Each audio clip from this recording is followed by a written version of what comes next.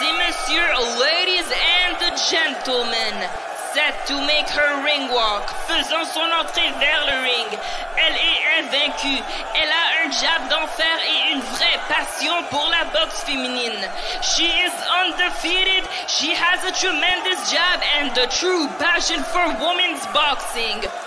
Veuillez accueillir la terreur rimouskoise. Let's welcome the terror of Rimouski, Marie-Ève Albert!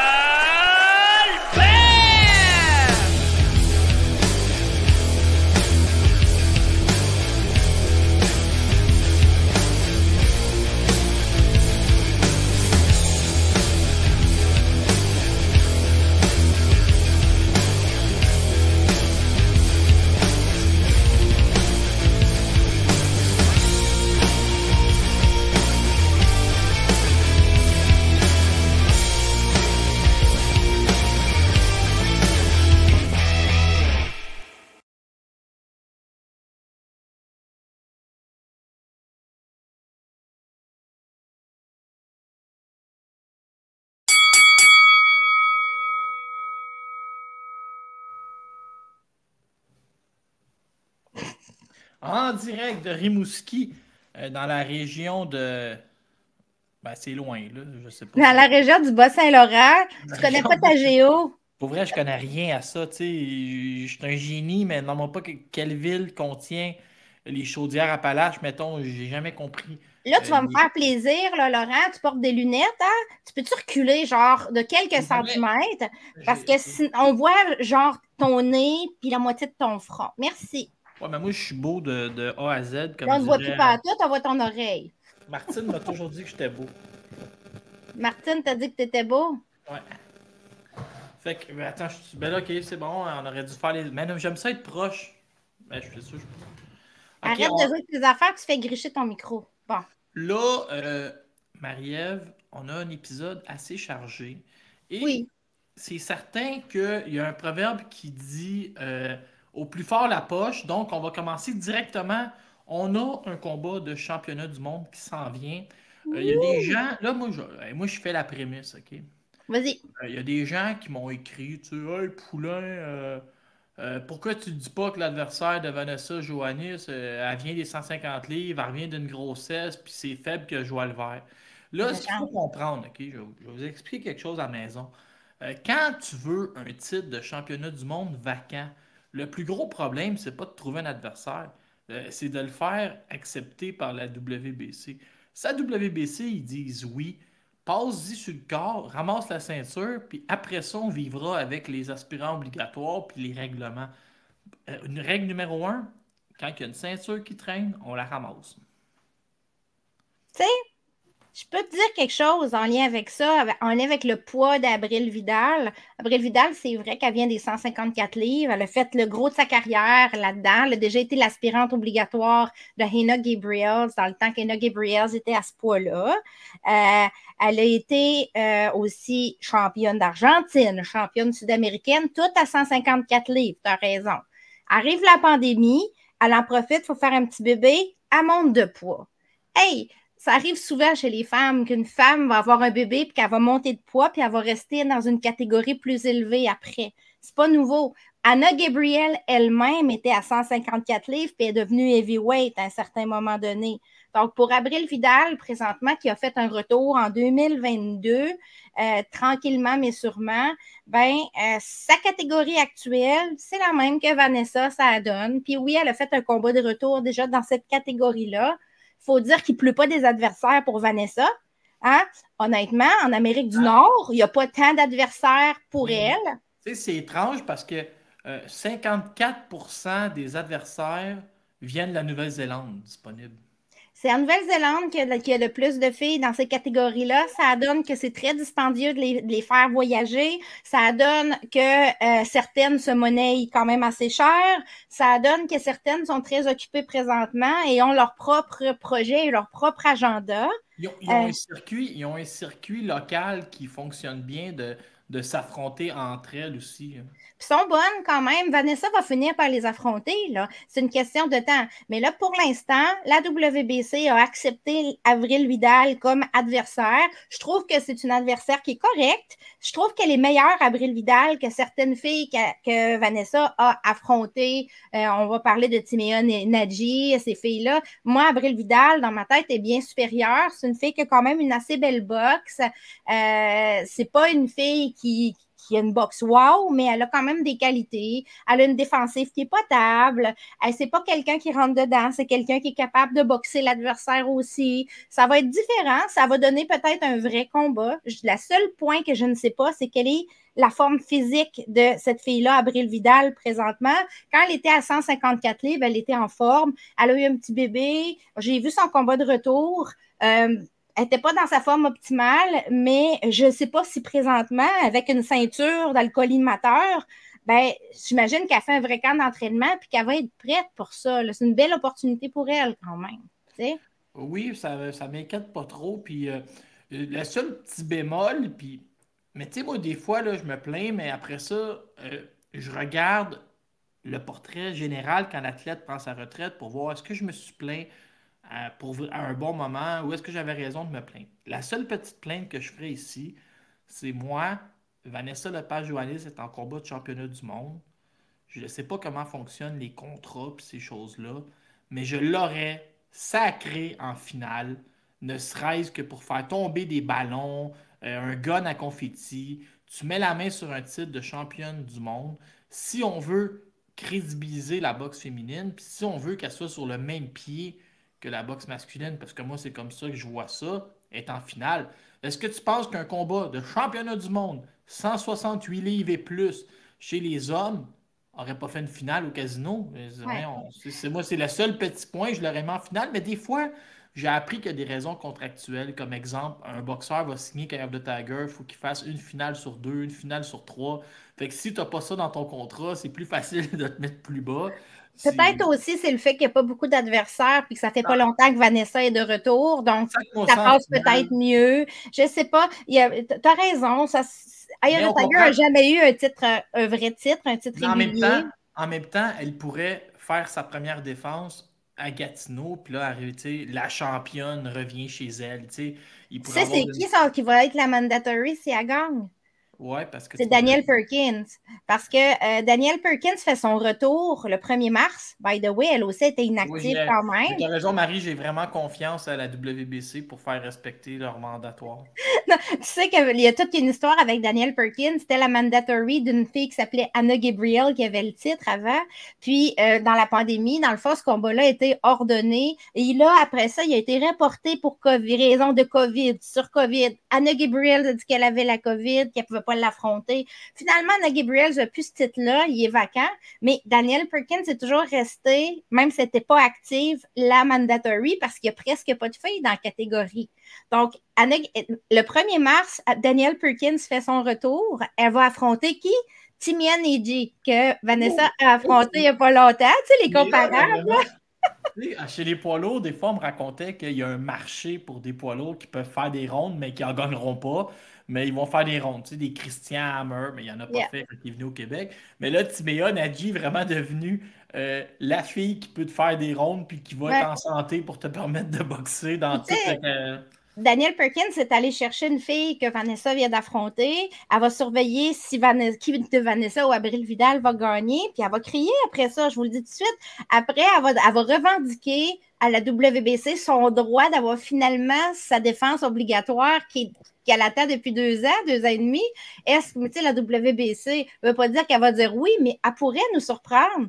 Puis simplement dire, OK, la gagnante de Vidal contre Vanessa doit absolument affronter Danielle Perkins qui devrait facilement battre Nadji sans problème. Mais en même temps, si Vanessa Lepage-Joannis, comme moi je pense, elle va l'emporter assez facilement au juge contre Vidal, une bonne façon de crédibiliser ce titre-là, puis le fait qu'elle est championne, c'est d'affronter tout de suite la meilleure fille. Ça serait un très bon combat selon moi. Et si on enlève, mettons, Marshall puis Shields qui pourraient se battre à 169, là, mais la meilleure fille, c'est Perkins. Et Perkins viendrait probablement au Canada sans problème. C'est pas une fille qui a des gros moyens en termes de promoteurs, etc. Donc, je pense qu'une Bella Fagatino pourrait faire le travail et ça serait pas trop coûteux, c'est une Américaine. T'sais. Ne mettons pas de côté tout de suite l'option d'affronter Lanny Daniel en unification puis de battre le fer pendant qu'il est chaud directement. Il faut que Vanessa commence par gagner. Toi, tu prédis, tu me dis une victoire par décision unanime assez large. Ouais. Moi, je pense que Vidal va quand même peut-être gagner. Ça va être un 10 rounds. Va peut-être gagner 2 rounds. Je dirais ça. Ça demeure large, ça. C'est large, c'est ça. Je suis un petit peu comme toi. Je vais avec une décision unanime, une décision large. Mais peut-être que je me trompe parce que l'impondérable, encore là, c'est quelle forme a Vidal, comment elle a fait quand dans son inactivité pour, tu sais, elle a quand même un enfant, on ne sait pas, on a peu d'informations sur l'état actuel des choses de Abril Vidal. Tu sais, on ne peut pas se fier sur quand elle était à 154 livres. On ne peut pas du tout se fier à ça. On peut se fier sur certaines affaires, les aptitudes boxe qu'elle avait, là. Mais c'est pas mal tout, parce qu'on est 2 ans plus tard, on n'est pas en même catégorie de poids. La pandémie est terminée. Vanessa n'était pas là, était inactive pendant des années aussi. Donc, c'est 2 filles qui sont relativement de retour sur le circuit, comme on dit. Moi, Vanessa, elle a quand même fait son retour. Là. Elle a plusieurs combats en banque. Vanessa a bien géré ça, je trouve. On a vu plusieurs photos passer avec Marie-Pierre Roule. Elle est en sparring beaucoup avec Marie-Pierre Roule. Marie-Pierre se prépare aussi pour un combat, on va en parler tantôt. Vanessa est en plein camp d'entraînement pour sa ceinture. Marie-Pierre a de l'expérience en championnat du monde aussi récent. Je trouve que elle a l'air de passer un beau camp d'entraînement.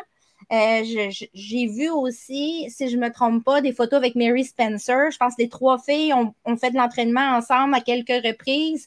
C'est amusant parce que c'est 3 gyms différents dans le fond. Mais pas de problème quand c'est le temps de faire du bon sparring, de s'entraîner, une belle collaboration au Québec. Ça, c'est un avantage dans la grande région de Montréal. Là. Vanessa est un petit peu plus loin, mais elle se déplace, ça fait ses affaires. Tu essaieras de faire ça à Rimouski.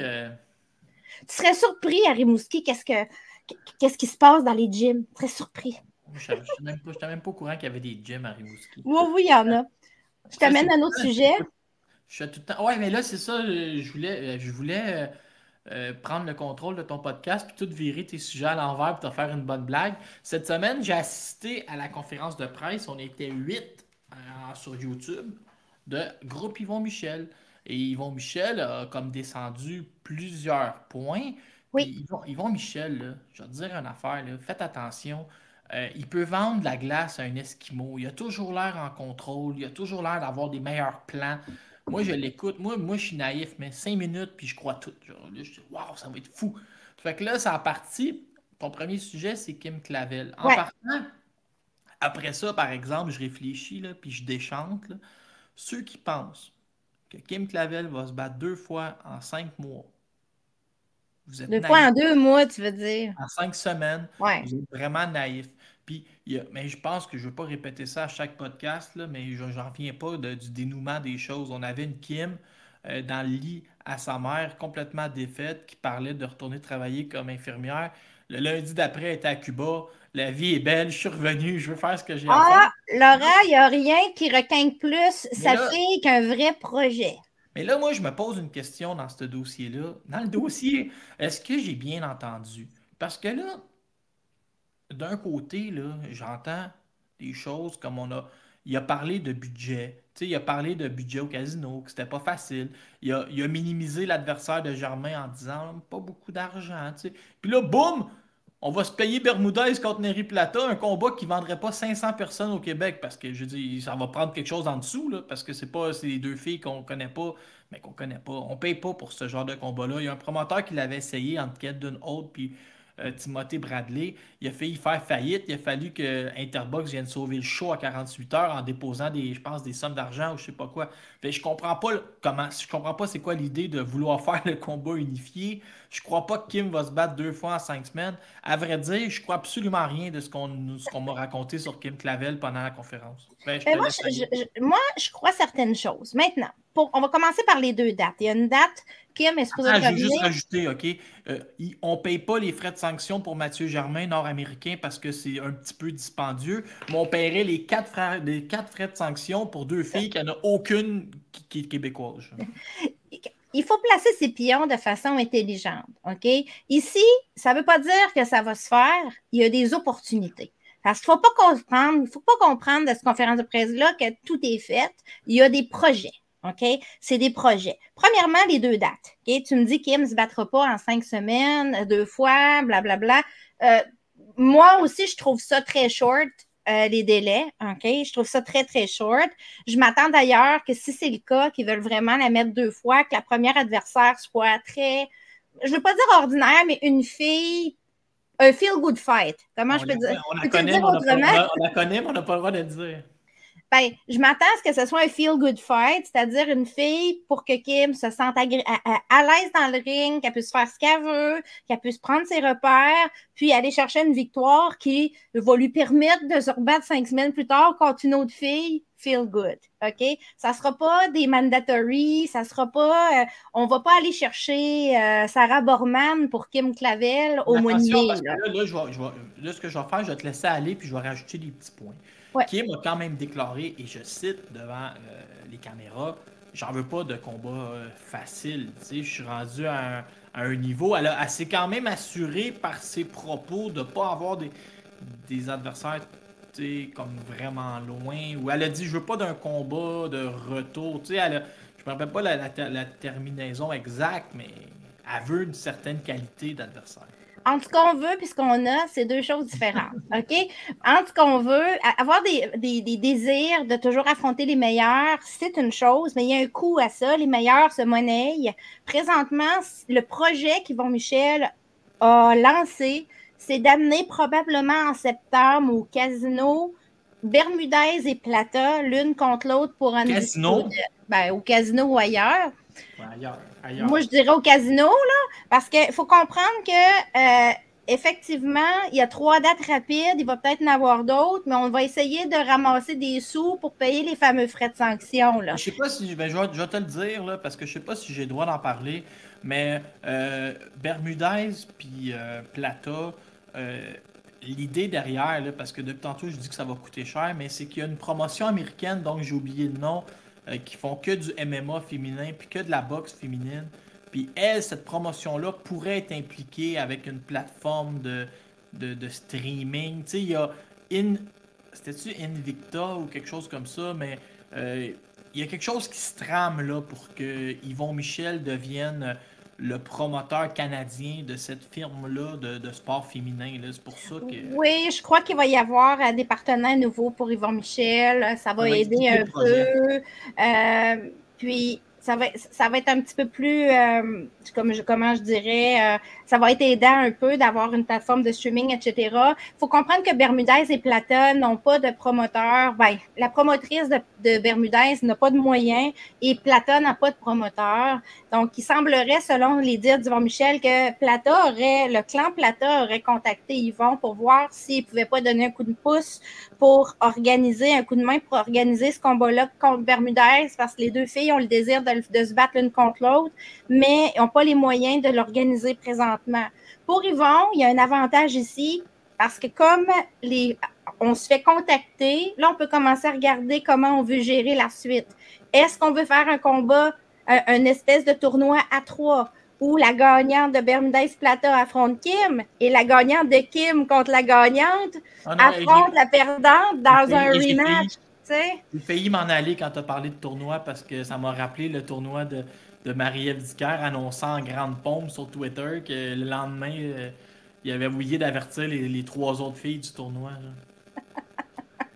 Ben, tu sais, les opportunités sont là pareil. Il faut faire attention, par contre, si on veut ça, il faut se dépêcher parce qu'il y a une fille qui s'appelle Xenissa Estrada qui va affronter une autre fille qui s'appelle Yokasta Vaillé fin mars. Ces 2 filles-là ont sûrement une clause de revanche dans leur combat pour Undisputed à 105 livres, mais une fois faite, ces 2 filles-là ont des gros moyens. Donc, peu importe qu'est-ce qui va se passer après le combat revanche, selon moi, il y a des titres qui vont être vacants à 105. Ces filles-là vont monter à 108 et ils ont toutes les 2 l'intention de devenir Undisputed à 108, pourraient sortir le bras pour court-circuiter Yvon Michel, puis passer en avant de Kim.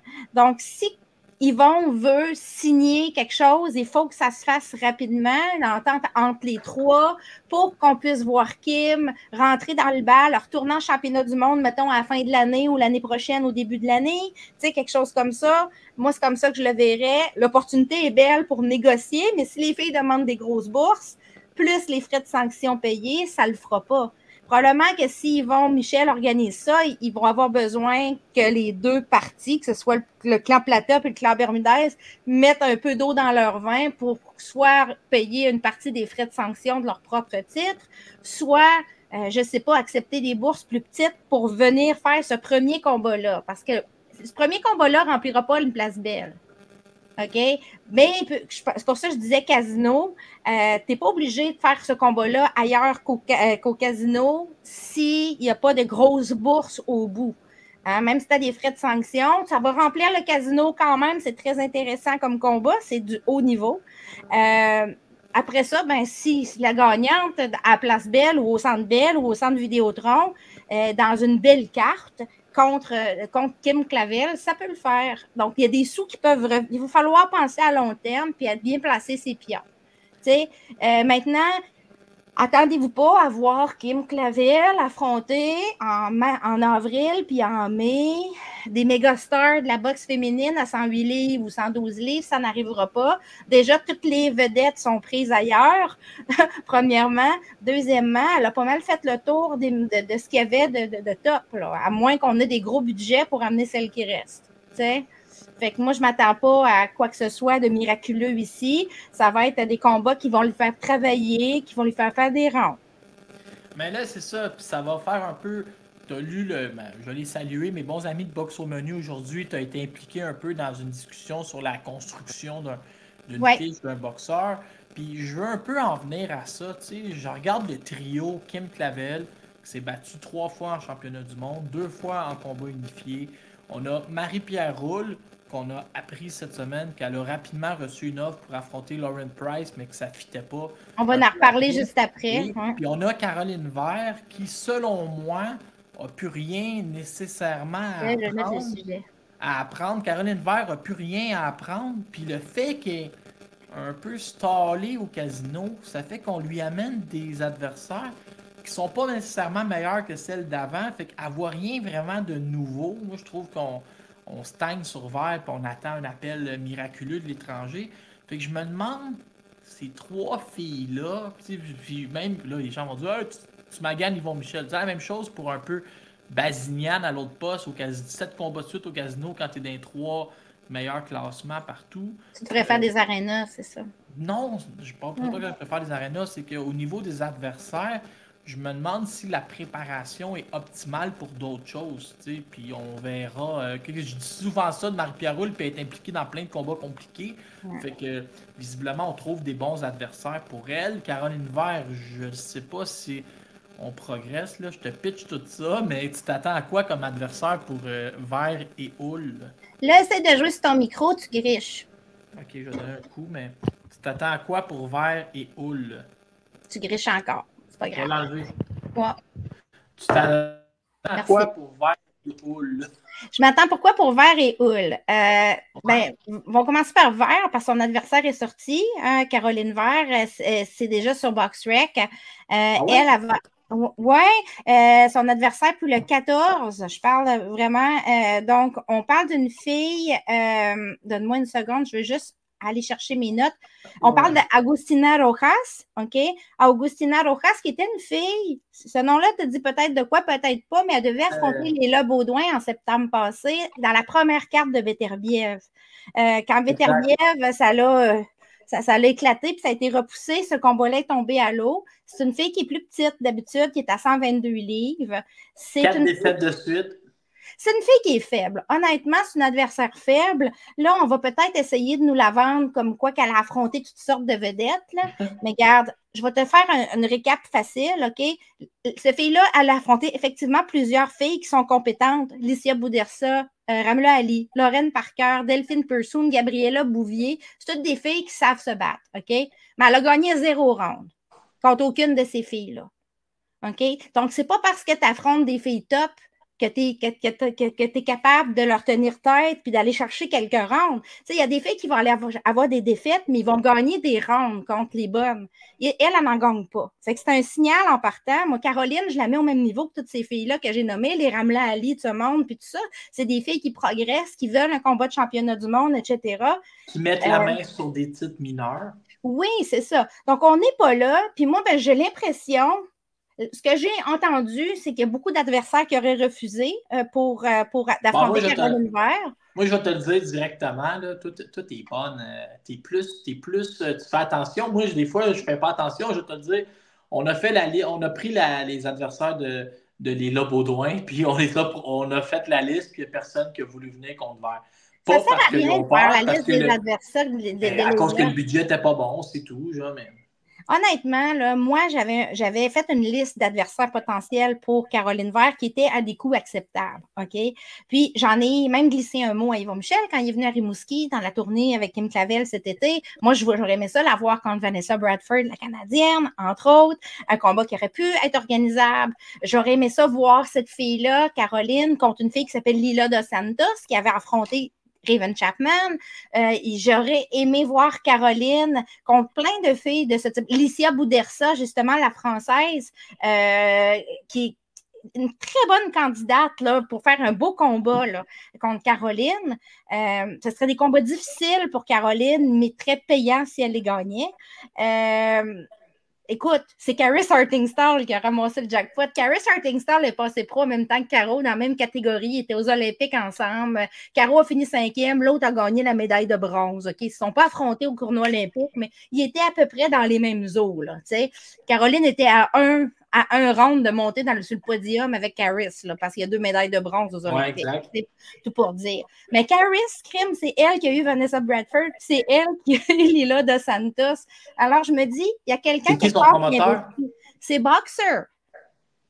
Fait que là, c'est là la différence. Si on ne veut pas mettre une scène sur Caroline, elle va continuer de plafonner parce qu'elle va affronter des filles qui la font zéro progresser, puis elle ne sera pas prête d'avoir ses propres frais de sanction, d'avoir des frais de sanction payés pour un titre. Il va falloir investir. Là, je vais vraiment être bête et méchant, mais Caroline n'est pas particulièrement spectaculaire comparée aux filles que tu as nommées. Elle est plutôt efficace et technique et par sa personnalité, par le fait qu'elle est plus calme et réservée, aucun promoteur va arriver, va garocher une tonne d'argent en pensant être capable de rentabiliser. Parce que malheureusement, c'est de la business. Caro est compétente pour affronter ces filles-là, mais... Moi aussi, regarde, je vais te dire, je vais être bête et méchante. What you see, il n'y a rien de nouveau. C'est quand ils ont signé Caroline Vert, ils savaient quel type de boxeuse elle était, quel type de personnalité réservée elle était. Si tu la signes, quand ils l'ont signée, ils disaient qu'elle va aller en championnat du monde super vite. C'était ça le vocabulaire utilisé. Tu as signé une fille qui est dans la trentaine puis qui a une personnalité réservée. Ça sera pas, c'est pas Kim Clavel d'un point de vue de personnalité. On la changera pas. Mais cette fille-là est allée aux Olympiques, elle a son background, elle a déjà battu Michaela Mayer, elle a affronté Cathy Taylor, elle a affronté la crème de la crème. C'était très relevé sa division chez les amateurs. Si tu regardes le pedigree de filles, elle a affronté des Béatrice Ferreira, des Cathy Taylor. Elle a affronté la crème, les meilleures. Donc, si tu vas chercher Caroline Vert, il faut que tu la prennes, tu prennes le package deal avec sa personnalité. Mon point, c'est qu'il n'y a personne à l'étranger qui va y faire un cadeau. Genre. Il n'y a personne qui, dans une défense optionnelle, va faire « Oh, je vais affronter Caroline Vert. » Non, elle est trop bonne pour être choisie. Fait, elle est trop bonne pour être choisie. Mais à la limite, c'est là que si tu fais du bruit, si tu arrives avec je ne sais pas, moi, un following sur Instagram, tu sais, c'est un peu niaiseux ce que je dis, mais c'est là que tu as une chance d'être choisi ou un gros KO dans ton dernier combat. Puis là, moi, ce que je déplore ici, c'est que les filles comme Sky Nicholson, Raven Chapman puis Caris Hartingstall, qui sont toutes passées pro à peu près en même temps qu'elle, Caroline était meilleure, OK, que pratiquement toutes ces filles-là. OK? Peut-être Caris et Caroline sont à peu près au même niveau. OK? Mais elle était en avant de Sky, elle était en avant de Raven. Oui. Mais puis quand elle a fait ses débuts pro, Caro, elle a été mieux classée. Elle a affronté tout de suite des bonnes adversaires. Tu sais, la première, c'était une chose, mais on lui a donné Fanny Franco, on lui a donné Angéville, on lui a donné Emma Gongora tout de suite. C'était une belle ça allait super bien. C'était super bien. Mais après ça s'est gâté. On dirait qu'on a eu un manque de moyens pour lui amener pour aller en crescendo. Puis moi, ça me gosse un peu ça parce que comment tu vas faire pour aller. Là, les autres sont tous rendus avec des titres mineurs. Sky est rendue championne intérim, puis elle a été ordonnée pour se battre pour le titre vacant. Je vais te refaire mon vieil exemple d'Éric Bazignan. Tu sais, lui, il montait. Puis là, ça fait 3 de suite qu'on n'a plus aucune idée c'est quoi le plan. Mais Caro, c'est la même chose. On montait, on progressait. Puis c'est normal en début de carrière, on va t'amener une gauchère, une droitière, une fille qui boxe à distance, une fille qui boxe. Mais là, elle a déjà comme un petit peu tout vu parce que c'est en accéléré à son âge puis en boxe féminine. Et là, on est rendu où? On va la garder active. Mais non, mais c'est pas, c'est ça un peu. Puis le débat d'après-midi, c'était un peu ça. Une fois qu'elle a tout vu, là, ben, c'est tester l'argent. Mais là, c'est non, elle a tout vu. Là, on va gagner du temps. On va espérer l'appel du Saint-Esprit. Caro, elle n'a pas 20 ans, là. Mais il n'y a non. pas tant de temps que ça en avant. Voyez-moi ça. Il aurait fallu que ce soit tout de suite là. C'est ça, battre le fer pendant qu'il est chaud, comme on dit, pour Marie-Pierre maintenant. OK? Marie-Pierre. Ça, je m'en pitché quelque chose encore. De un, Marie-Pierre aurait dû. Elle revient d'un combat de championnat du monde où elle a bien paru. Elle mérite sa finale. Il est temps qu'elle ait une finale, je pense qu'on l'a dit après 50 fois. Maintenant, en conférence de presse, Marie-Pierre a dit tout le temps qu'elle a envie de retourner rapidement au championnat du monde. C'est ça son but. Hein? Alors, moi, je trouve que c'est un beau but. Il y a des portes qui peuvent s'ouvrir. Marie-Pierre a fait 137 livres à son dernier combat, si on se rappelle bien. Hein? Donc, elle était en dessous du 140, proche du 135. Donc, on ne parle plus d'une Marie-Pierre. Quand on me dit en conférence de presse, « Marie-Pierre, elle a eu une offre de Lauren Price. » OK? Lauren Price, qui est une 147 livres qui coupe, qui se battait à 160 chez les amateurs. Tu sais, elle a gagné la médaille d'or, Lauren Price, aux Olympiques de Tokyo. C'était celle qui a gagné l'or après l'ère de Shields, tu sais, dans cette catégorie-là, la même catégorie de Tamara Thibault. Tu sais, Lauren Price, elle coupe à 147, mais quand on se fait faire une offre pour affronter Lauren Price, qui n'a pas de titre mineur, que c'est en Angleterre, tu as zéro intérêt. Ça ne sert à rien même de le mentionner. Ça ne sert à rien d'accepter ça. Marie-Pierre, elle revient d'un championnat du monde, comme tu dis, où elle n'a pas mal fait du tout. Là, il faut décider à ce moment-ci si on veut que Marie-Pierre fasse son propre chemin. Je veux juste mettre un stop à ce que tu dis. Ça ne sert absolument à rien, virgule, faites-moi une offre ridicule. Tu sais, c'est la seule affaire. Oui, mais c'est ça. C'est parce qu'il ne faut pas oublier que quand tu vas te battre en Angleterre, OK, tu vas te battre en Angleterre, il n'y a pas de titre. En partant, là, il faut poser des questions. C'est quoi la bourse? C'est une bonne bourse. Parce que quand on se bat sans titre en Angleterre, tu n'as pas 3 juges en avant de toi. Tu as un juge arbitre. Okay? Pas toujours, pas toujours. Chez les femmes, je te dirais 99% du temps, s'il n'y a pas de titre, tu as un juge arbitre. OK. Je te dirais ça. Fait que les chances que Marie-Pierre s'en aille affronter un juge arbitre face à Lauren Price pour aucun titre. Non, ça fait aucun sens, mais tu sais, paye-moi. Ça fait aucun sens, mais paye-moi un condo. Ben, c'est ça. Puis tu sais pourquoi je parle de ça? C'est parce qu'il y a des gens qui ont dit après la conférence sur les réseaux sociaux, « Ah, mais voyons, pourquoi ils ont refusé ça? C'est une opportunité. » Il n'y a pas d'opportunité. Là, les gens, il faut qu'ils comprennent que Marie-Pierre, elle a des choix à faire dans sa carrière. Soit elle va faire vraiment son chemin pour retourner en championnat du monde, donc aller faire des bons adversaires, bien se positionner, pratiquer ce qu'elle a pratiqué pour être l'incontournable pour un championnat du monde puis avoir des vraies chances. Ou soit elle va accepter des offres bidons comme ça contre Lauren Price, puis elle va devenir une sorte de faire-valoir pour sa notoriété. Mais il n'y a pas la troisième option aussi, elle affronte un peu ce qu'on lui donne en dernière minute au casino, puis ça ne se place pas. Non, mais parce que moi, je ne sais pas, là, j'ai l'air de quelqu'un qui déteste le casino de Montréal, là, mais j'ai vraiment l'impression que le casino... tu sais, Camille et Stéphane, il a créé quelque chose, là, puis je vais encore avoir l'air d'être pro-Camille, mais Camille, avec Punching Grace, avec le fait que les gars-là sont sur Top Rank, on dirait qu'il y a un peu plus de budget. Là, ils arrivent avec des gars-là. Je ne suis pas certain, moi, des choix d'adversaires. Je ne suis pas certain du budget qu'on est prêt à mettre. Et je ne suis pas certain que ça rend service à Vert, Hull et Clavel, les choix d'adversaires qu'on a entendus. Fait que là, il y a sûrement un manque de moyens lié à ça. C'est peut-être pas juste lié au casino. Là. Parce que, tu sais, des fois, tu vas au casino parce que c'est ça que tu as à offrir. T'sais, sinon, tu irais à Place Belle. Non, mais tu sais, là, c'est le 20e anniversaire. On arrive avec une demi-finale. La fille a perdu ses 4 derniers combats. On arrive avec une finale. Le gars a gagné 1 de ses 8 derniers combats. Je ne sais pas à quoi qu'on joue. Je sais pas s'il y a une vision, genre, moi, on verra, là, l'avenir me le dira, mais... Moi, j'espère que pour Marie-Pierre, le chemin, c'est vraiment de la retourner rapidement au championnat du monde et faire le nécessaire pour. Je parle pas d'elle, parce qu'elle, c'est ça qu'elle veut. On le sait qu'elle va faire le nécessaire pour. Mais tu sais, l'entourage. Il faut vraiment que faut pas... Moi, des promesses dans un an et demi, le momentum est là. C'est là que ça commence à avoir des offres de filles comme Lauren Price parce que sa notoriété est assez élevée pour que Lauren Price puisse dire si je bats Marie-Pierre Roule, je bats pas n'importe qui, ça paraît bien sur ma fiche. OK? Non, mais je comprends ça, mais tu sais, le côté A, tu sais, Marie-Pierre a été le côté B de l'équation, tu as raison avec tu l'as tout bien expliqué. Fait que là, il faut que la bourse soit faramineuse ou, à la limite, on va se battre à l'étranger, mais tu vas m'offrir des conditions. Tu vas m'offrir 3 jeux, tu vas m'offrir un titre. Ouais. Faudrait que Marie-Pierre devienne une mandatory. Moi, j'aimerais ça voir Marie-Pierre contre Jessica Camara, by the way. C'est un combat que j'aimerais voir à 140 livres, ça pourrait se faire. Ah, mais là, Camara est assise sur son classement à 135, fait que...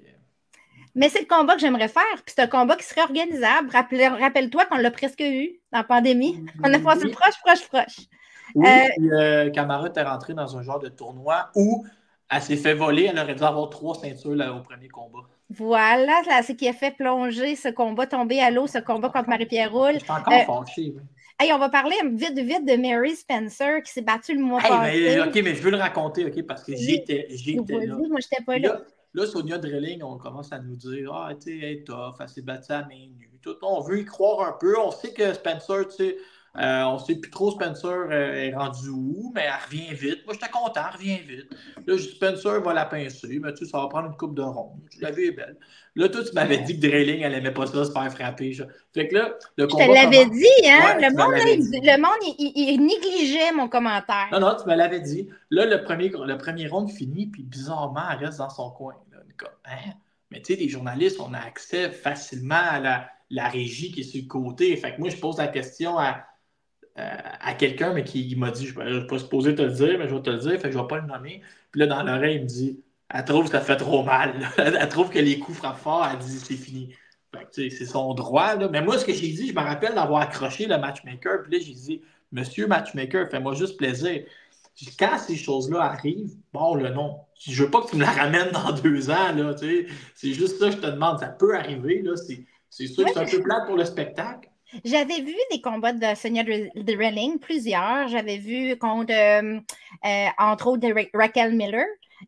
J'avais vu, j'en avais vu plusieurs. Sincèrement, j'en avais vu 3-4. J'ai même vu son combat à main nue qu'elle avait fait contre Erin Doyle.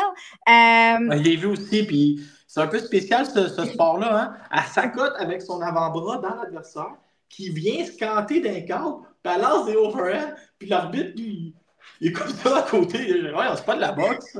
Tu sais, contre Raquel Miller, elle a essayé tout le long d'éviter la grosse main de Raquel. Raquel, c'est pas une fille qui fait des knockouts, mais ses mains sont lourdes. OK?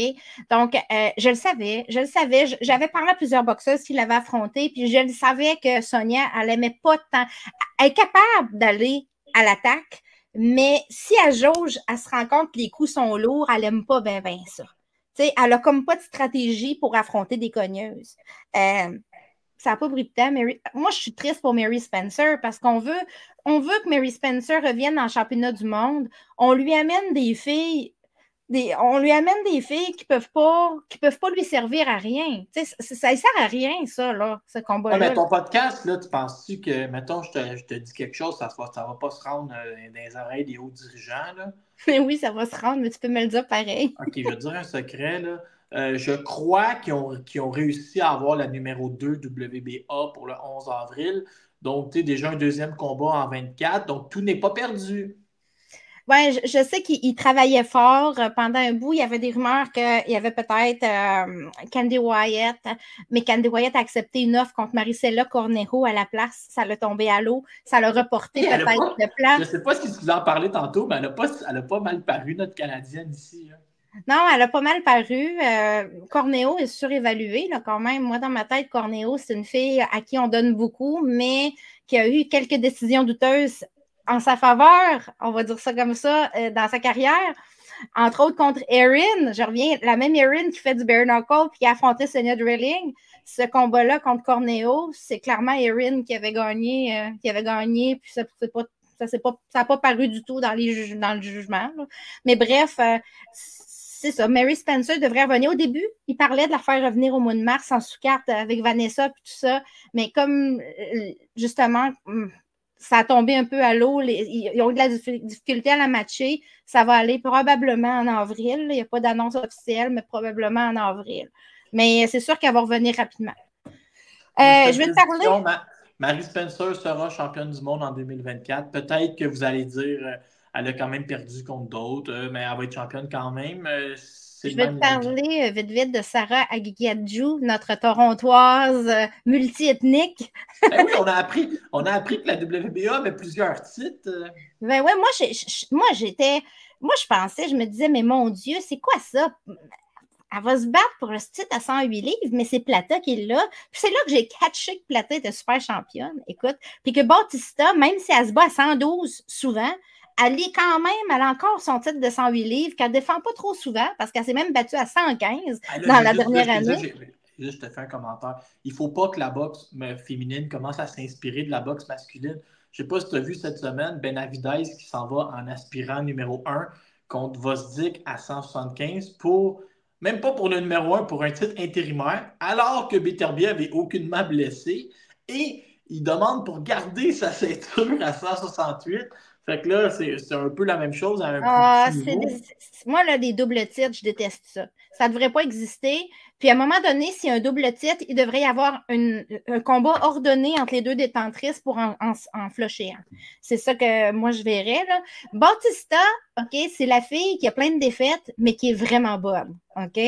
Bautista, c'est une boxeuse qui est tough.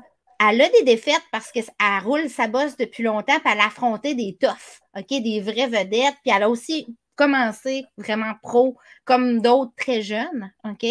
Mais c'est une fille qui est vraiment difficile. Elle va dans la cabine, puis elle se bat, pas de défense, elle tire à tout vent. C'est fou, puis elle trouve toujours un moyen de gagner ses combats pareil. Pas toujours, mais souvent, disons. Donc, c'est une fille que j'aurais aimé voir contre Kim Clavel, mais c'était un combat risqué. J'en avais parlé avec Stéphane Larouche un peu après la défaite de Clavel contre Bermudez, puis il me disait c'est un combat risqué quand même parce que c'est une fille qui cogne. Elle a vraiment les poings lourds, puis tout ça. Puis en tout cas, c'est resté comme ça. On a juste parlé vite, parce que moi, j'aurais aimé voir Kim comme Bautista à 108 ou à 112, peu importe. Là, c'est Sarah Aguigadjou qui va ramasser le jackpot. Sarah a juste 3 victoires chez les pros. Donc, c'est un pari risqué. Ils amènent Bautista chez eux pour le titre régulier WBA des 108 livres. On ne faut pas se fier à sa fiche. Comme je dis, la fiche de Bautista, ça n'en fait pas une moins spectaculaire et intéressante et tough boxeuse. C'est vraiment quelqu'un de difficile et je ne crois pas que ça va être simple pour Sarah Aguigadjou. Si j'avais présentement à parier sur une victoire, ça serait probablement Bautista. Peut-être que ça va être serré parce qu'elle fait beaucoup de décisions partagées vu qu'elle n'a pas de défense ou des décisions majoritaires. Mais je m'attends à ce que Sarah ait de la difficulté parce qu'elle n'a jamais affronté quelqu'un comme ça dans sa carrière. Elle a juste 3 combats pro. Puis chez les amateurs, ça se bat pas comme Bautista. C'est un autre genre. Chez les amateurs, tu es plus technique, tu affrontes l'élite. Bautista, c'est une fille qui est self-made, qui a appris tout par elle-même. Sa technique est peut-être boiteuse, mais ça est spectaculaire. Si vous avez la chance de regarder Bautista, c'est le temps, parce que peut-être qu'un jour, cette fille-là va affronter Plata ou pourrait affronter Kim. Ça serait un terrible de bon combat contre Kim. Si elle l'emporte, ça devient comme un classique contre Kim Clavel. Puis si c'est Sarah Aguigadjou qui remporte, elle va devenir championne WBA régulière. Alors... Mais là, veux-tu que je te l'explique, le règlement? Je peux te l'expliquer parce que je l'ai lu, OK? La WBA, quand tu es champion WBA, là, tu es champion. Il faut que tu affrontes ton champion intérimaire aux 9 mois.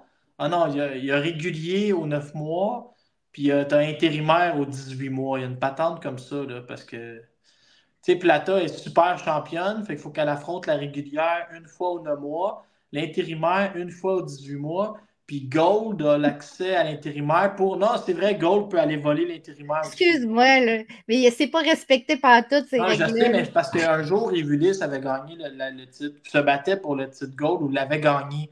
Puis là, on avait dit, Evulis est champion du monde. Puis là, j'étais allé tout lire ça. Ça m'a pris 8 jours, tout lire les règlements de titre. Déjà, en partant, Bautista et Plata se sont jamais affrontés, puis ça fait plus qu'un an que Plata est champion. Mais tu sais, c'est un beau combat pour. Tu sais, moi, j'établis à 108 livres, tu sais, j'ai Plata 1, Bermudez 2, Kim 3. Tu sais. Mais disons que c'est un beau combat pour aller établir qui est classé 4 et 5, tu sais, ou 5 et 6. Tu sais. C'est un beau combat pour faire tes classements, puis voir qui mérite sa chance. Puis moi, dans ma tête, la meilleure 108 livres est rendue à 112. C'est Kenya Enriquez. C'était elle la meilleure. Elle montait à 108 livres parce que personne ne voulait l'affronter. Elle montait à 112, pardon, parce que personne ne voulait l'affronter. Et c'est encore le cas à 112 parce qu'elle n'est pas capable, même si elle a mandatory à Esparza, elle n'est pas capable de voir son combat. Personne ne leur donne. Bref, à suivre pour Sarah Guigadiou, c'est très bientôt ce combat-là et j'espère sincèrement qu'on va avoir un beau combat, qu'on va découvrir Sarah un petit peu plus. Là. Hey, on n'a même pas fini notre tour du Canada, mais j'ai vu que là, il faut que tu m'aides là, parce que je n'ai pas noté les noms, mais c'est Natasha Spence qui a signé aussi avec un promoteur canadien. Natasha Spence est rendue chez United Promotion. Natasha Spence, elle a affronté Melinda Watpool il y a quelques temps. Puis même si Watpool a gagné, elle a vraiment bien fait. Elle revenait d'une longue inactivité, Natasha Spence. Donc, elle a tellement bien fait que United a décidé de la signer. Fait que même si elle a été battue par Melinda, elle a été signée. Donc, elle va se battre sous peu, elle aussi, mais pour la première fois comme un membre de l'écurie de United Promotion. Donc, United Promotion est rendu avec 3 filles parce qu'ils ont officialisé Sarah Guigadiou qui était dans un contrat d'un combat à la fois avant. Donc là, elle a un contrat multi-combat. Probablement que ça vient avec le fait qu'ils lui ont amené Bautista comme investissement aussi. Melinda Watpool puis Natasha Spence. Ils ont 3 filles United. C'est un bel investissement féminin, là, sincèrement. OK, je continue à me démêler. La boxeuse qui est 7 fois championne canadienne, mais on a mis aussi le logo du Japon. Là, explique-moi, c'est qui aussi? Laquelle, ça? De qui tu me parles? Celle que je t'ai envoyée hier. Nusha Nakjiri, c'est une... Oh non, il y a eu des signatures cette semaine au Canada, là, ça vole. Nusha Nakjiri, c'est une boxeuse amateur canado-iranienne. OK? Donc, elle est née en Iran. C'est pas le Japon. Non. C'est pour ça que je ne savais pas de qui tu me parlais. Là. C'est une Irano-Canadienne, on va dire ça comme ça plutôt, parce qu'elle est née en Iran, mais elle a grandi au Canada. Une superbe carrière amateur, cette fille-là. Elle débute chez les pros à 108 livres aussi. C'est sous peu, c'est le 10 mars, si je ne me trompe pas. Donc, dans à peu près 2 semaines. Sur du 3 minutes, Laurent, je ne savais pas qu'au Canada, on pouvait avoir du 3 minutes chez les filles. Mais ça allait qu'au BC, puis qu'en Alberta, c'est possible s'il y a une entente entre les deux parties. Quand tu m'as dit ça, il y a plein de petites patentes qui me sont revenues dans ma tête. Tu sais, il y a des États, il y a des places dans le monde où tu peux mettre 0.5. Il y a des places dans le monde où les galas, c'est 5, 7, 9 rondes parce que pour éviter le plus possible des combats nuls. Il y a la Colombie-Britannique qui accepte des 3 minutes. Il y a l'Ontario, il faut que tu te pèses le jour même puis tu as le droit à moins de gaz autour des... C'est important de se renseigner. C'est important de se renseigner quand on passe pro parce que c'est tout dépendant où tu te bats, les circonstances de ton combat, tu peux avoir du stacking à Las Vegas. Je pensais que tu allais plugger ton texte, c'est devenu viral sur quoi faire avant de passer pro.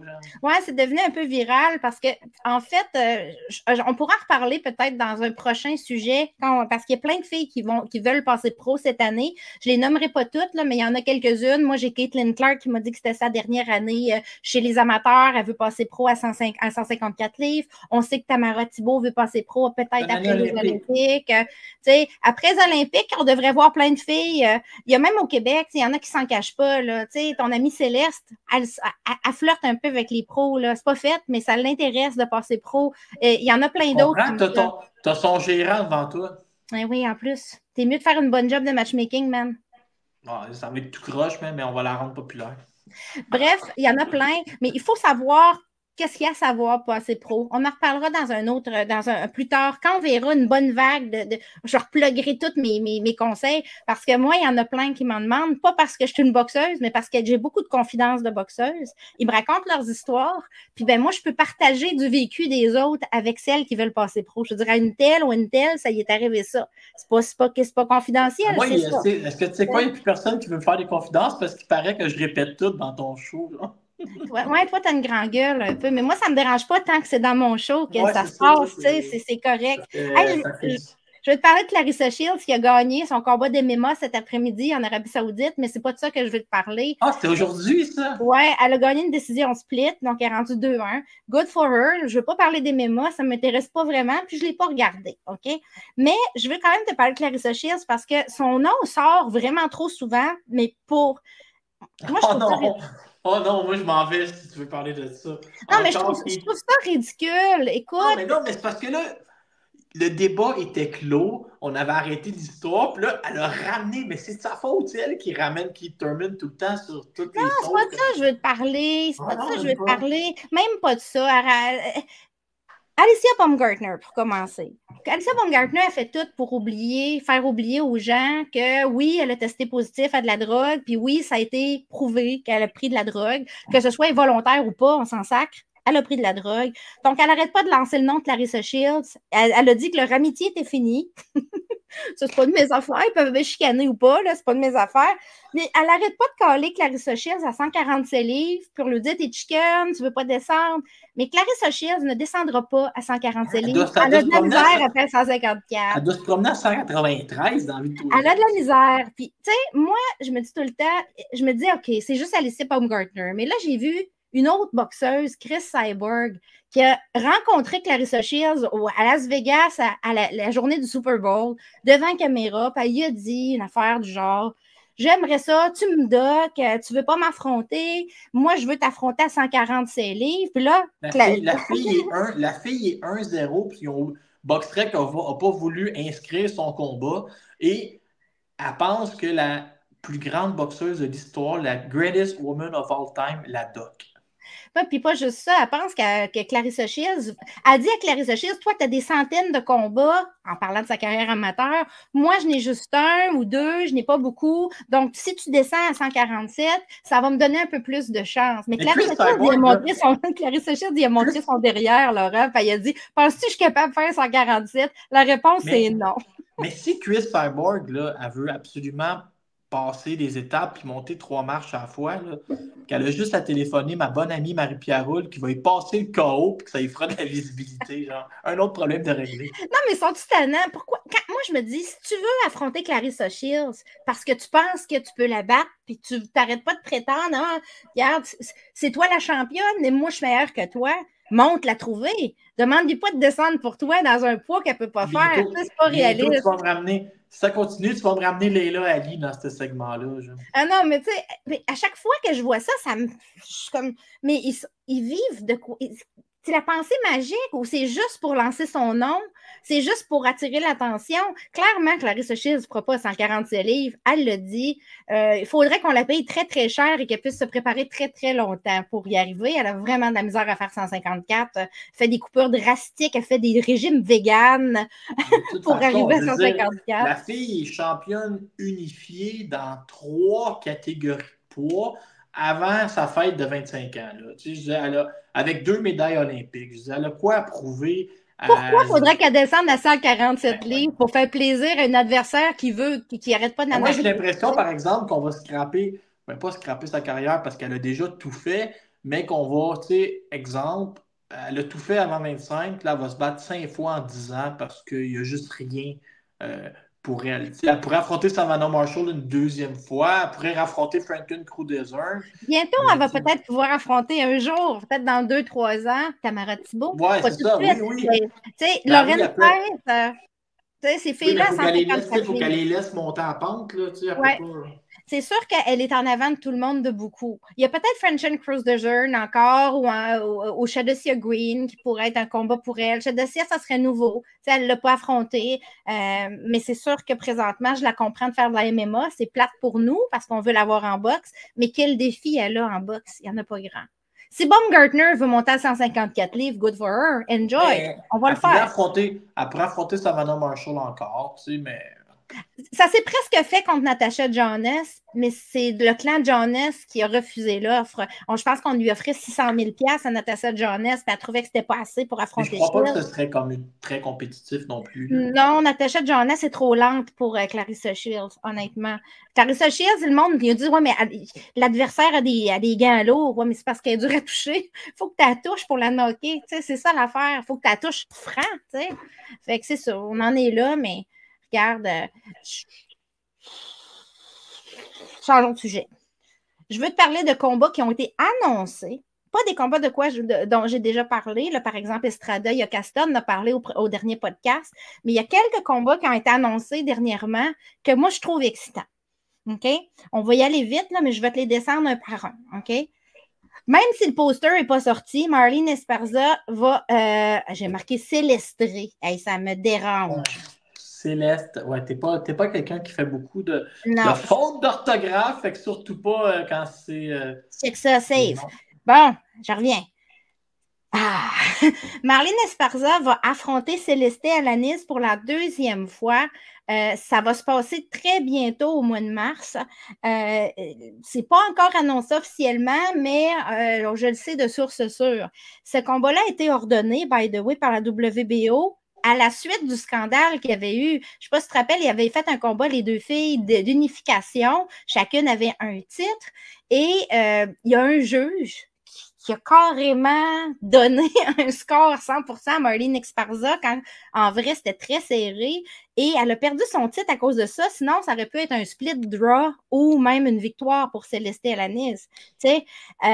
Donc la WBO a analysé dans le temps, a donné raison à Alanis qui avait fait un protest, qui avait soulevé son indignation. Il y a plusieurs juges qui avaient rejugé le combat, ceux qui ne l'avaient pas vu, puis ils ont donné raison à Céleste Alanis. Donc, elle a gagné non seulement son rematch automatique, mais dans un endroit neutre devant des juges neutres. Donc, ça va se passer à Vegas. C'est pas si neutre que ça. Mais c'est pas le Texas. Parce qu'on s'entend que Marlene Esparza, elle se bat toujours au Texas devant des juges texans. Ça va faire changement. Là, elle va se battre à Vegas devant des juges qui ne seront pas texans. Moi, je pense qu'Alanis peut battre Marlene Esparza.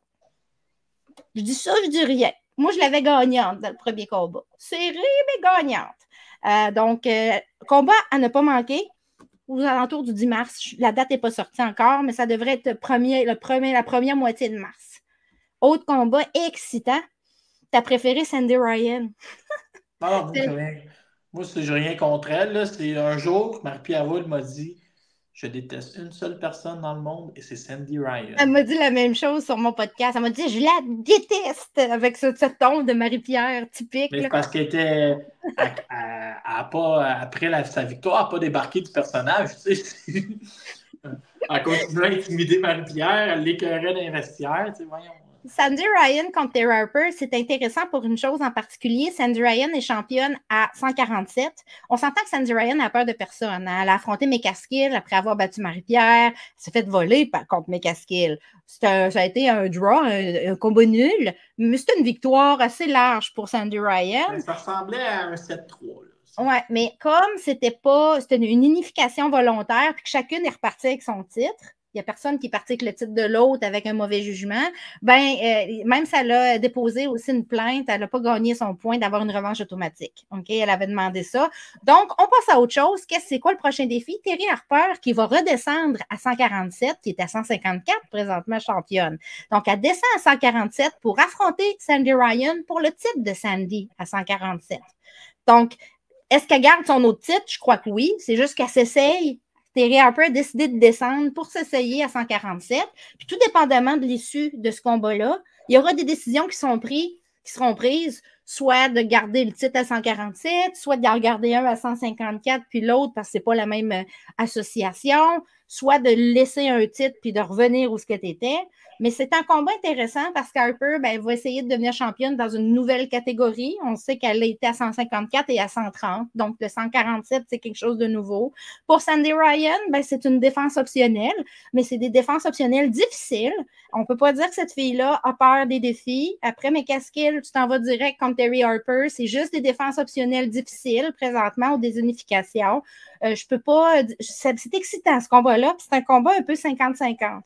J'ai de la misère à savoir qui pourrait gagner. Des jours, je me lève puis je me dis Sandy Ryan, avec sa puissance, va faire mal à Harper, qui a déjà prouvé qu'il avait un menton fragile.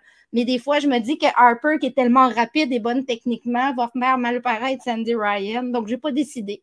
Mais le truc, là, c'est que tu le regarderas, le combat.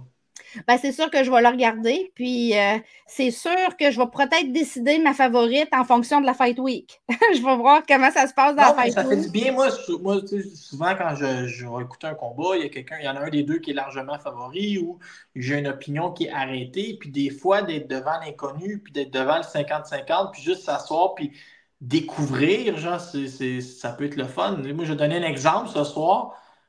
Moi, je déteste Edgar Berlanga, puis j'espère que Padraig McCrory est meilleur que je pense. Fait que là, je m'assois avec cette optique-là, puis là, je suis content. Ça, c'est un combat qui va avoir lieu le 23 mars, by the way. Ça va être sur DAZN. C'est un combat qui est inclus dans les serpents pay-per-view. Donc, comme tous ceux qui ont DAZN vont pouvoir le regarder. J'aime le fait que je peux m'asseoir et pas avoir de préféré. Et voilà. De dire, je veux juste regarder deux filles que je trouve bonnes boxer ensemble, puis en espérant que ça donne un bon spectacle. Je m'attends à ce que ce soit un bien meilleur spectacle que Harper contre Breckus, qui n'était pas fameux, de par le style peut-être de Breckus, qui n'allait pas très bien avec Harper. Ça avait fini comment, ça, Harper, Breckus, combat nul? Combat nul! Les deux reviennent d'un combat nul. Ouais, exact. Donc, ça va être intéressant. Honnêtement, c'est un bon combat à regarder. Ensuite, excuse-moi. Bon, j'arrive. Je ne sais pas si tu as écouté mon podcast cette semaine. Mon iPad est brisé, fait que je ne peux plus t'aider, là. Non, c'est correct, ça va, il n'y a pas d'enjeu, je suis là, c'est juste que mon écran est devenu noir 1 seconde et demie, je ne sais pas pourquoi, mais me revoilà. Elise Cottenay contre Ségolène Lefebvre, combat d'unification, Laurent, Ségolène a fait une défense dernièrement de son titre WBO, Elise Cottenay aussi de son titre IBF, donc les deux filles se sont entendues pour unifier. Et enfin, parce que Ségolène, elle essayait d'unifier depuis plusieurs années. Ça fait au moins 2-3 ans qu'elle essaye, depuis qu'elle est championne WBO, qu'elle essaye d'unifier, mais elle n'avait pas des gros moyens, Laurent.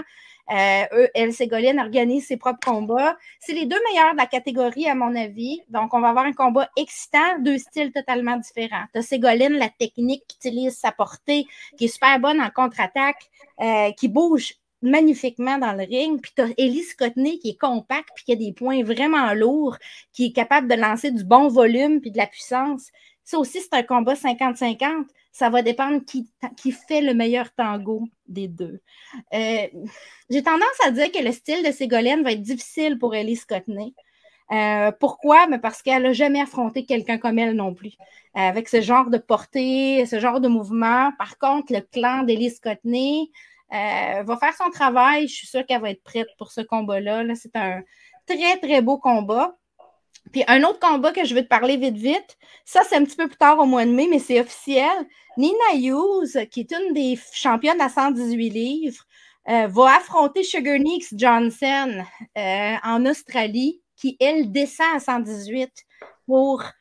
donc, c'est un combat, c'est une défense optionnelle de Nina Hughes contre une fille très difficile aussi. Donc, chapeau, on ne choisit pas quelqu'un de simple pour une défense optionnelle et on s'en va chez l'adversaire pour pouvoir faire cette défense-là. Donc, ça prend beaucoup de courage. Nina Hughes veut établir son pedigree. Elle est âgée, elle a 41 ans. C'est une championne qui a eu son titre vraiment tard, à 39 ans. Ce qui est intéressant, Laurent, dans cette catégorie-là, c'est qu'on a Nina Hughes, Sharnika Johnson, les deux sont signés chez Lou DiBella. Tu as une autre championne qui s'appelle Miyo Yoshida qui a battu Ebony Bridges, qui était aussi dans cette catégorie-là et qui est chez Lou DiBella. Et il y a une autre fille, une Canadienne qui s'appelle Amanda Galley, qu'on connaît très bien, Amanda Galley, qui vient de gagner le titre IBO. dans la même catégorie à 118 livres au mois de décembre. Surprise, elle est en copromotion chez Lee Baxter et Lou DiBella. Donc, Lou DiBella, il y a 3 titres, incluant l'IBO. Les 2 autres appartiennent à Dina Torslund qui se battait cet après-midi contre Marie Romero en remplacement de la Turque Chetin qui s'est blessée en sparring. Donc, pour Amanda Galley, des options, il pourrait en avoir à même son promoteur. Parce que là, Nina Hughes, Mio Yoshida, 2 titres réguliers, elle a le l'IBO. Je sais pas. Il va falloir qu'elle demande sérieusement à son promoteur d'avoir un next quelque part. Là, de mettre son next quelque part. Ça va être un super combat Nina Hughes contre Jernica Johnson, mais je pense que Nina Hughes va se faire battre. La championne. Jernica Johnson, c'est une fille qui est tough, ça aussi. Elle est plus jeune. Ça va paraître. Une jeune. Non, mais ça paraît à un moment donné, l'âge. L'âge, ça paraît à un moment donné, là, dans certains types de combats. Tu gagnes en vitesse. Ça paraît pas toujours, mais oui, ça paraît quand même à un moment donné. On s'en rend compte. Hein? Mary Spencer contre Femke Hermans, on l'a vu aussi. Ce qu'ils disent en anglais, le stamina. J'ai assez hâte qu'ils annoncent la trilogie. Là. Tu voudrais voir ça pour vrai? Ouais. Mais... Moi, j'aimerais voir quelqu'un de différent contre Marie. Peut-être Emma Cousine, pourquoi pas. Non, mais j'aimerais ça que Marie elle gagne un titre contre quelqu'un d'autre, puis que boum, on refait la trilogie, que chacun a une ceinture. Mais contre Emma Cousine, ça serait pas un titre. Ah ouais. Elle en a 2. Emma Cousine. Emma Cousine. C'est prenable, ça. C'est prenable. Elle n'est pas un gros promoteur. On prend tout. Mais il n'y a rien de signé de ça. On n'est pas là pour l'instant. On ne sait pas qui Mary va affronter prochainement. Mais... Il parle du mois de novembre, peut-être, pour retourner Marie en championnat du monde. Là, c'est quoi tu me disais tantôt, la numéro 2 WBA? Ah ouais, elle affronterait Spencer. C'est qui ça? C'est Mary McGee? Non, c'est une fille quelque part en Amérique du Sud, là, je me rappelle. Je ne vais pas nommer le nom, inquiète-toi pas. C'est à peu près ça mes sujets pour aujourd'hui, Laurent. Regarde, on a beaucoup de bonnes boxes canadiennes à venir. Il y en a de la moins bonne aussi, il faut être honnête. Il y a des combats que je trouve qui ne font pas de sens. On en a parlé un peu. Maintenant, on va voir au cours de l'année comment ça va évoluer. Mais il devrait avoir, tu sais, Kim, ça revient 2 fois. Si Mary revient en avril. Leila Baudouin, on le sait que ça ne sera pas avant la fin de sa session. Donc, on n'en parle pas pour le moment, mais probablement autour de juin, juillet, on peut avoir une Leila qui est 100% focus sur la boxe. Oui. C'est ça. Ça va ressembler à ça. La prochaine fois qu'on va se parler, on va savoir si Sarah Guigadjo est devenue une championne du monde régulière qui pourrait affronter Kim Clavel dans un futur moyen. Oui, puis on aura beaucoup d'adversaires qui vont avoir été nommés d'ici ce temps-là. Fait que on va avoir de quoi pouvoir chialer encore plus. Ouais. Moi, je suis prête à chialer tout le temps. C'est à peu près ça. Donc, à suivre, la semaine prochaine, Amanda Serrano contre Nina Menke. À ne pas manquer, ça va être encore du 12 x 3 minutes. On surveille tout ça. Sur des zones inclus dans votre forfait. Vous pouvez regarder juste la finale, pas besoin de regarder Jake Paul. Parfait. Sur ce, je te souhaite une bonne soirée. À la prochaine. Bye, là. Bye.